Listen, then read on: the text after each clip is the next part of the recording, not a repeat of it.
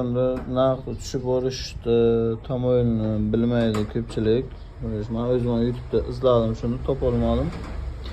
Bugun shunga bitta video qilishni niyat qildim. Mana misol uchun hozir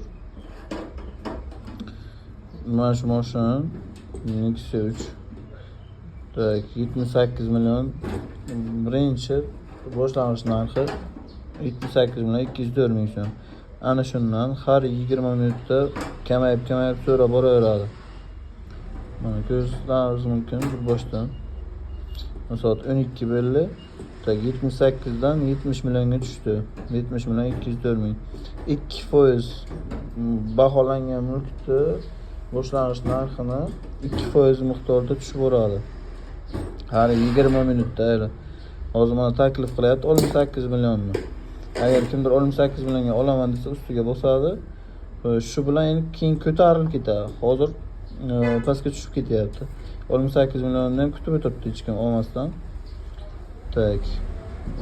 Bu bitta savdo. Ikkinchi savdo mana 81 million bo'lgan. Bunda ham mana hozir 69 millionga tushdi.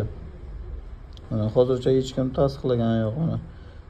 Har 20 minutda mana soatiga qaranglar 10:20, 10:40, 11:00 mana 11:20, 11:40, 12:00. Ana shunday tartibda 2% miqdorida mana bu misol uchun 80 million baholangan bo'lsa, 1 million 600 ming shuna 82 million shunaqa baholangan adashmasam. 1 million 800, короче, salkam 2 milliondan narx tushib boradi.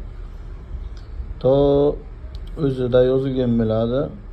O'sha yozilganni eng past narxi degan joyda bo'ladi. Mana tushirib borish tartibi batafsil bo'lsangiz ko'rinaman. 81 million 300 ming ekan boshlang'ich narxi. Buni pastga tushirib boriladi. To mana eng past narxgacha 48 million 780 ming so'mgacha.